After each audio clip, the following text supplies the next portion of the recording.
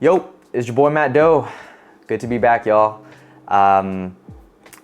This video is just kind of like more of like a raw, candid, one-on-one, deep convo type of video, right? I just want to talk about the year 2022, how the year was for me, some significant major events that happened during this year, what I learned from those events, some key takeaways, overall my thoughts, 2 cents, so on and so forth, and some of the things I learned this year, because I really feel like this year was a huge step in terms of growth for me. A lot of things happened. So without further ado, let's go ahead and get started. Don't forget to hit that like button, subscribe if you want more other lifestyle, self-development type of videos, and leave a comment below. How was your year? How was your 2022? Let me know. So the first thing, this isn't really a specific event that happened. I'll talk about those in a little bit, but something that I've been starting to be better at adapting is the mindset of saving my money on things that I don't need. A few years ago when I first picked up a camera, got into the whole content creation space, us content creators, right? Like we got major gas. And if you don't know by now, GAS stands for Gear Acquisition Syndrome, okay? Always wanting the latest and greatest new technology, the latest and greatest, the hottest new product, the newest smartphone, the newest tablet, the newest camera, lens, monitor, computer, whatever it may be. It's usually around tech, right? Because tech tends to refresh itself and have a new version every year or so. But really, there's a lot of tech that's even like maybe 2-3 years old that is still very feasible and that a lot of people are still using. They don't have the latest and greatest thing and they are very happy with what they currently have. It's very easy with all the marketing that's done these days to, feel like maybe what we got just last year or even several months ago can feel old and outdated, but really it's still a great piece of tech or item, right? I feel like I don't crave the newest thing anymore. I'm okay upgrading my phone every 2 years. Before I would upgrade every year. My camera that I'm shooting this video on, right? It's not the latest, it is pretty new, but there are newer models that have come out already that have even more features, and I look at them, I'm like, I don't really need all this, at the end of the day, what is the purpose for me getting this, right? Can this piece of technology do what I need it to do? So in this case, right, I am trying to be better at being more active on YouTube and uploading more, right? Is a new camera and lens going to somehow make me better at uploading? No. Before I would always need the latest and greatest, but now, I don't know. Maybe it's because there's a recession incoming, all these layoffs are happening, we really need to start saving our money, and I myself have some big purchases coming up in the next year or so. So maybe that is helping to kind of bring down the gas syndrome a bit, but I'm really glad that I am starting to adopt this mindset and mentality of not needing the latest and greatest equipment or technology or toys, right? Because really they're toys at the end of the day. The second value or ideal that I've picked up this year is really to invest in quality. I feel like I actually picked this up in the last year, maybe 2021, late 2021 or so, but really started adopting it this year. When you invest in quality, hear me out, sometimes it can actually save you money in the long run. An example I'll use is, say for these AirPods Maxes, right? I bought other headphones before, right? But ultimately, I ended up selling those older headphones because the experience that I have with this, the features that I have, even though this is, much more in price, the experience I have listening to these and the features that it boasts that no other headphones have make it that much more worth it. And if I had bought these from the start, then I could have saved money, buying the other headphones and then selling it at, at a cheaper price. And I could just have stuck with these from the get-go. Like at the end of the day, like, yeah, headphones are meant for you to listen to music or, your shows, movies, whatever. But the AirPods Maxes, in this case, has a few features that I find very, very valuable to me. Being able to switch from my phone to tablet to laptop very seamlessly thanks to the H1 chip is very, very valuable to me that no other headphone has. So that's an example right there. Another example is, food, right? Yeah, I could save money going to the grocery store, making my own dishes, and save a bunch of money, versus going out. But sometimes, every now and then, it is nice going out to a nice restaurant, having that experience, sharing it with friends, right? Just very recently, I went to a restaurant called 10 Butchers, right?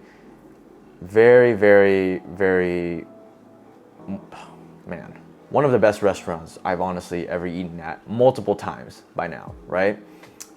It's basically Korean barbecue and teppanyaki kind of mixed in one.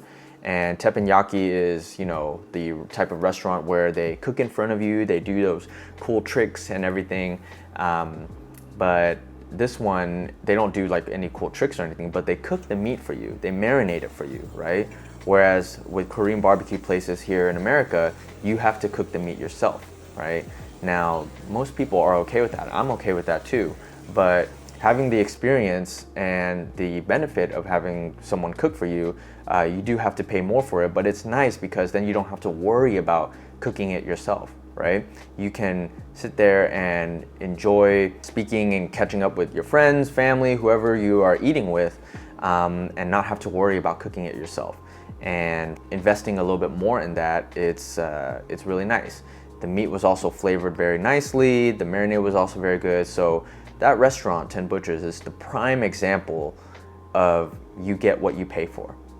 Because it is a bit expensive, but the food, the experience, the ambiance is just that much more than your average restaurant. Next up is an experience that I went through this year, and that is selling my home in Oregon.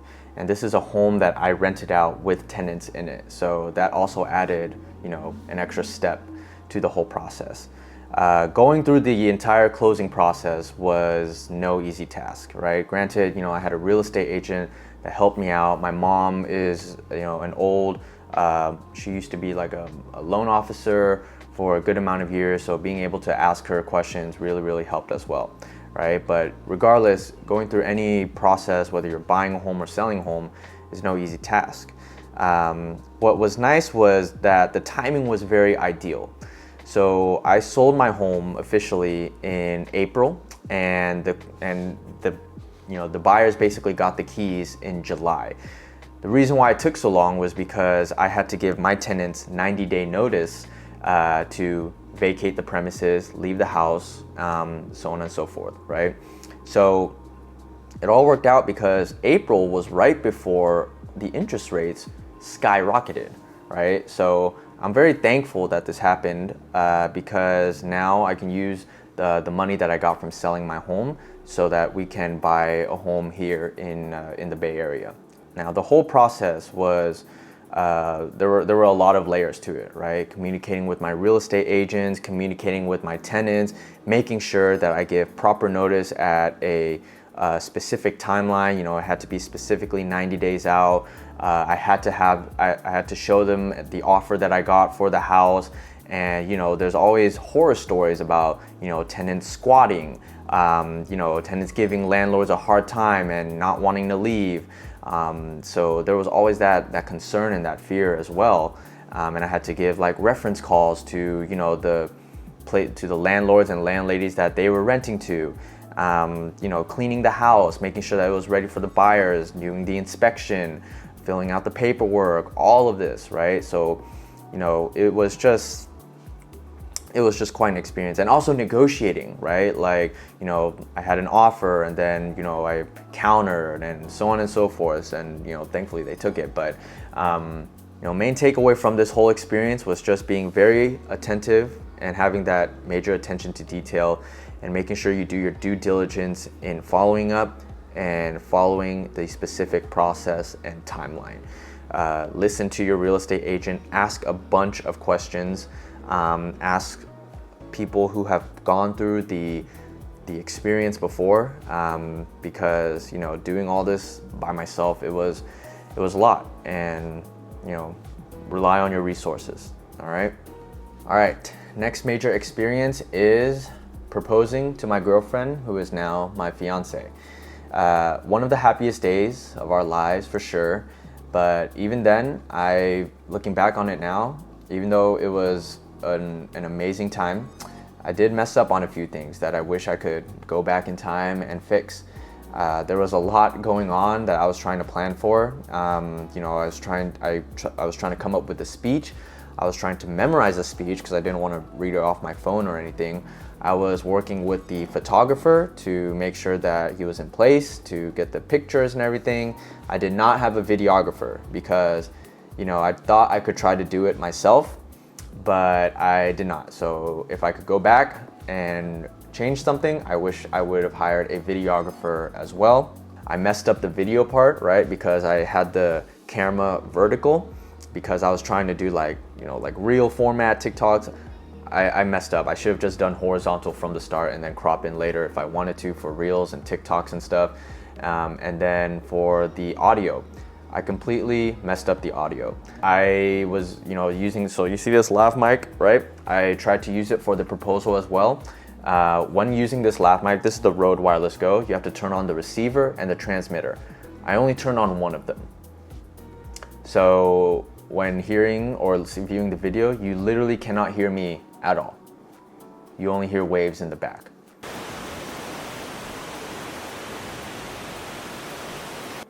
Which is fine too. I mean, the waves in the back do sound really nice. The backdrop was very nice, but yeah, you can't hear the emotion. You can't hear me and my fiance like tearing up and all of that. So yeah, but the pictures look really nice though. The pictures turned out great. Shout out to Brian Wu, for all your photography needs. Now, wedding planning. So you hear a lot of things, right? You hear wedding planning is tough, is stressful, it takes a lot of time, and it can be, right? But from our experience so far, so our wedding is actually going to be in mid-2024. We're ahead of schedule. Wedding planning, it is tough. It is time consuming, but it can be actually really fun as well when you are doing it together. I repeat, wedding planning is fun. Well, wedding planning is tough and takes up a lot of time, but it is fun when you both are doing it together, right? The stress usually comes up from what I've noticed. The stress is usually when only one person is doing most of the planning or all of the planning. And that's a lot because the most time consuming part is looking up vendors and venues, okay? You have to do research on all of these things. You have to look at reviews, you have to look at, what their pricing is, you have to look at what they offer, what in terms of services and things like that. So it's a lot just researching, right? I think we took a few weeks just kind of determining like the location, the venue, by itself, right? Like we initially wanted to get married in like Cabo, but then, or even maybe should we get married in the Bay Area? Should we do two weddings, one in the Bay, one in Cabo type of thing? So it's a lot. So if it was just one of us doing all of that, yeah, that's damn stressful. But because we were in it together, it's a partnership, right? It wasn't as bad. And it's actually a very fun feeling in a way when you actually do lock down a vendor or a venue of your choice, like the ideal one that you're looking for, right? It's a very accomplishing feeling. So that's where we're at with wedding planning right now. We've got our photographer, we've got our videographer, we've got the date, the venue, our wedding planners. We have hair and makeup done, right? So now it's mostly like little things at this point. We still need to look at someone for, still need to look for flowers because the wedding is not local, then, you know, we have to look at hotels nearby in the area and do a room block and stuff. But honestly, you know, those are kind of little things. Like getting the venue was probably the toughest part, and locking down a date. So all in all, those are probably the biggest events that took place for me personally this year. There were a bunch of other smaller events as well that ultimately added up to me managing my relationships, you know, finding my voice, right? Defining my values and ideals. And I guess a little bonus takeaway is just learning to say no. I feel like all my life I've been a yes man, right? Whether it's for family and friends, and I've always just kind of went along with the flow, right? This was the year, and maybe late last year as well, right? This was the year that I truly started to define what I wanted. What do I want to do? Or what do I want to do, right? What do I think is the best case scenario? What do I think is best for me and my fiance? What do I want, right? What do I want to do? Before I would just be like, oh, you know, I'm okay with whatever. Let's do it. Let's go with what you want. I don't care either way. I don't mind, blah, blah, blah. But now I can't really do that as much anymore. Like, I have to stick to a decision and commit to it. I have to determine what is in my best interest, what is in our, meaning me and my fiance's best interest, what is in my family's best interest, what is in the best interest for the group. Because a lot of people are also very indecisive as well, I've noticed. And so sometimes, you know, I have to be the one to make the big decision. The events that I mentioned before, I feel like were what really put me out there, outside of my comfort zone. And really, that's when you grow the most. When you step outside of your comfort zone, do things that you're unfamiliar with, right? Because then you learn what you can and can't do. And I feel like this year had a lot of that. You know, there were difficult conversations that I've had with both family and friends, right? I've had to set boundaries. I've had to say no, things that were outside of my control. And just navigating all of those, I feel like was what really helped me grow this year. And despite all the shitty things about 2022, I feel like even though this is one of the worst years in history, it was definitely one of my best years, personally. All right, that was corny. So yeah, I think that's basically it. I'm gonna wrap up this video, get something to eat, and if you like that, please don't forget to hit that like button. If you stuck around this long, thank you so much for watching this entire video. I'm really, really trying to be better about uploading and being more active on YouTube. And I know I say that in every video, but I mean it, all right? I feel like I've always treated YouTube as a hobby. It's time to start treating it as a business. So without further ado, peace and happy holidays. Happy New Year.